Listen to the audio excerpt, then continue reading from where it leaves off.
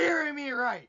Your Chicago Blackhawks finally beat the Nashville Predators, and they make it in comeback action over this team, and they finally scored more than 2 goals against them. Yes! What a game by your Chicago Blackhawks. If you follow me on Twitter, you could have saw how it was going early and throughout this game, because the Hawks looked horrible and they make the comeback. What a game by your Chicago Blackhawks. That's the way you do it. That's how you stay on a playoff push. And that's a win that you take on our last meetup against the Nashville Predators on Friday night in the Madhouse on Madison. Yes, this was a must-win by your Chicago Blackhawks. Granted, it was a win in overtime, but who cares? We won it. This should give us momentum to beat them again. This was the win your Chicago Blackhawks needed. This is a momentum changer for the rest of the season. This is a game that you don't forget about. This was a game that brought a comeback for the season. This was the game the Hawks needed. Holy cow, what a game. What a way to win it. Let's look at the stats of the game, as you will be able to tell how this game was going out. 16-11 in favor for Nashville in the first period on shots on net. Second period, 14-10 in favor for Nashville. Third period, 9-7 in favor for Nashville in the third period. In overtime, 1-2 in favor for your Chicago Blackhawks in the overtime. And total shots on net, 40-30 in favor for Nashville. Yes, the Hawks got outshot tonight. But this was a game the Hawks knew they needed to win. They knew they needed to get the 2 points, and they battled. They grinded out and got the comeback of the season tonight. Face-off percentage. Again, the Hawks have not been that good on the dot this season, and it showed again tonight. 57.7% of the dot went to Nashville, to the Hawks 42.3%. Yeah, the Hawks weren't good at the dot, but they managed to force the comeback of the season. Power plays. Hawks went 0 for 4. We had a 4-minute minor late in regulation. Couldn't do anything on it. And Nashville went 0 for 2. The Hawks' power play looked weak. Yes, but they managed to still prevail. Hits. 36-29 in favor for Nashville. Block shots 22-13 in favor for Nashville. As you can tell, all the stats were in favor for Nashville. But these young Hawks did not give up. They prevailed and made the comeback. I still can't get over how well this Hawks team managed to find their game late in regulation and made this comeback. I'm just honestly shocked. So let's look at the goals of the game, shall we? The goals started off pretty early, and the Hawks got on the board first at 4:14 in the first period.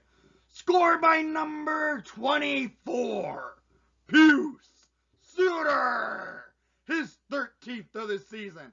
Assisted by number 38, the Bagel, Brandon Hagel, to make it 1-0 Chicago Blackhawks. This goal was all set up because Vinny Anastroza should get an assist because he stole the puck, getting a turnover, leading to a 2-on-1 break. Hagel gets the puck, sauces it right to Suter, and Suter goes 5-hole on UC Soros to give the Hawks an early lead against Nashville. 1-0 Hawks. Play started to show in the favor of Nashville after the goal by Suter. Yes, the play started to move inside of Nashville's favor.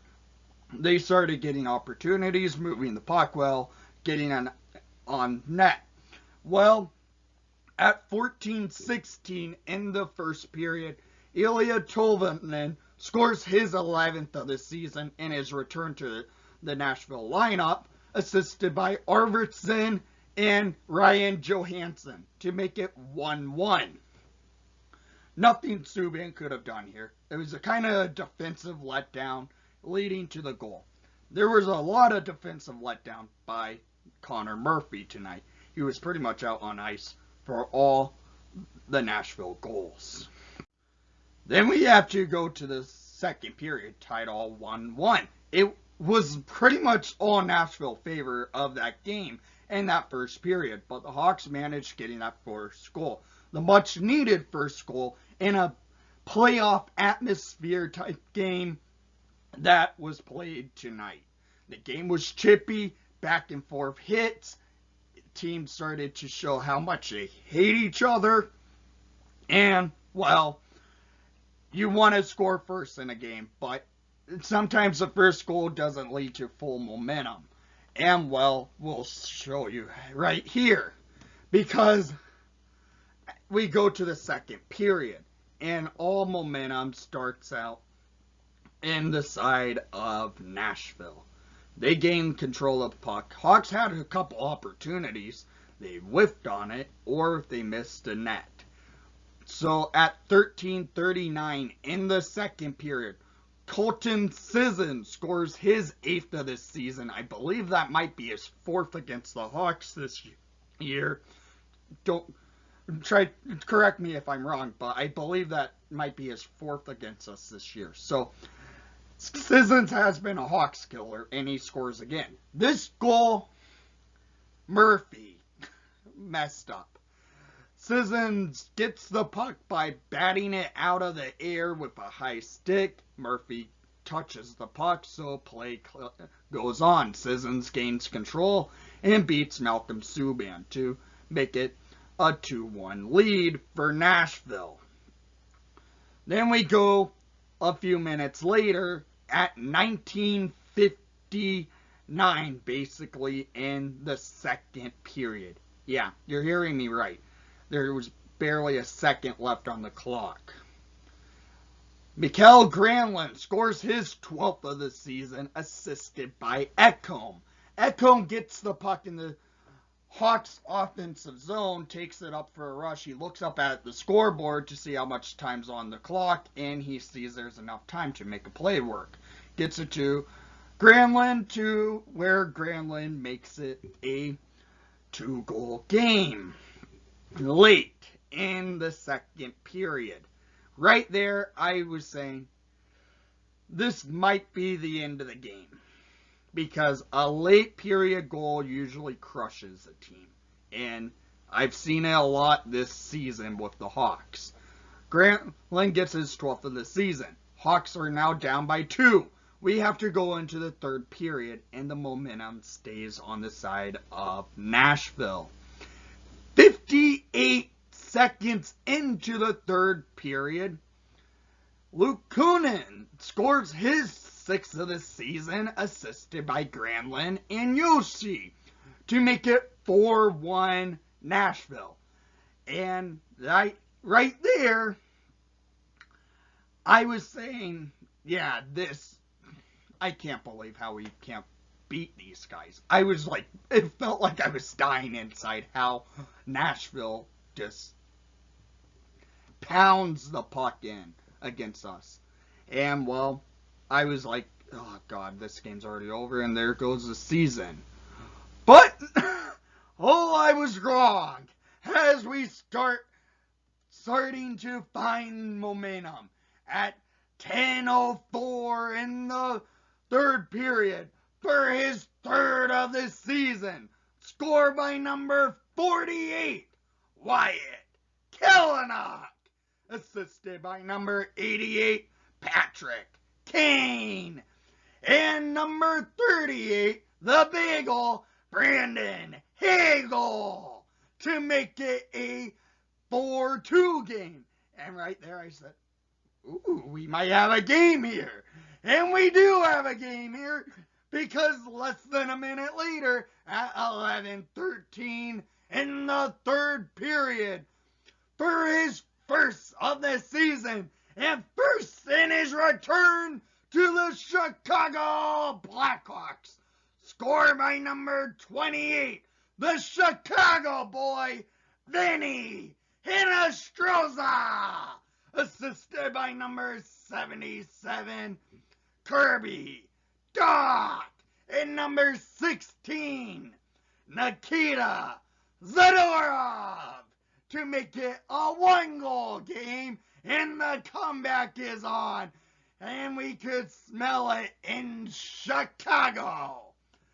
Vinny gets his first of the season, first in his return to the Hawks lineup. He's been a great deadline reactivation of Stan Bowman to this season.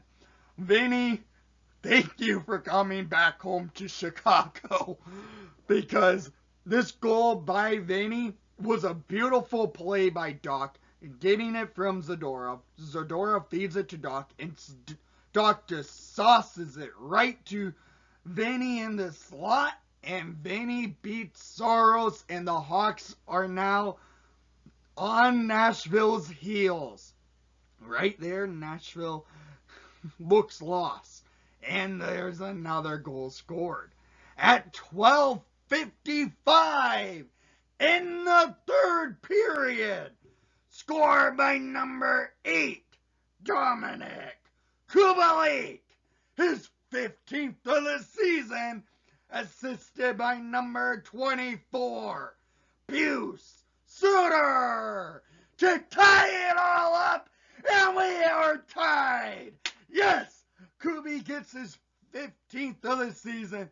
What a great play by Suter. Suter gets the puck behind the net, sauces it right to Kubi, and Kubi in the slot buries it top shelf, and we're tied. What a way to tie it up. And right after that goal, we go to a 4-on-4, we get a 4-minute power play. Why? Because Victor Arvidsson high sticks Alex DeBrincat right in the lip and draws blood. But the Hawks did not get anything going on the power play. They couldn't get the puck into the zone and play some power play hockey with good momentum on their side. So the power play was killed. Nashville then gets the puck and almost took the lead, but Subban made a big save. And we now need overtime. And what an overtime we got. Nashville won the opening faceoff, and they gained control of the puck. They took it up and couldn't do much with it. Made one shot. Subban makes the save. Hawks get on the dot and loses the faceoff again. But then they gain control. In at 3 minutes in the overtime. Scored by number 38, the Bagel, Brandon Hagel. His 7th on the season, to win it in overtime to complete the comeback of the season. This was assisted by number 28, Vinny Hinostroza, and number 77, Kirby Dach, to win it in overtime 5-4. What a comeback of the season for your Chicago Blackhawks tonight. This was the way you need to find your game against Nashville. They did it, and they got their game going. Late in the game, that is. And we win it. Thank you. I can't believe this win. Oh my God, what a way this game went out for your Chicago Blackhawks, beating Nashville 5-4. But the series is not over yet, as we have one more game against them on Friday night. This could be that game that the Hawks now know, okay, we can beat these guys, and we can score more than 2 goals against these guys. With a lot of momentum on their side, take it and let's run with it. So down in the comments down below, I want to hear what your thoughts were on tonight's action, because what a game it was. Playoff hockey was tonight, and we got the comeback of the season tonight. So thank you for watching the broadcast. Please leave a like and subscribe if you haven't done so already. And most of all, I can't believe we beat Nashville, and let's go Hawks!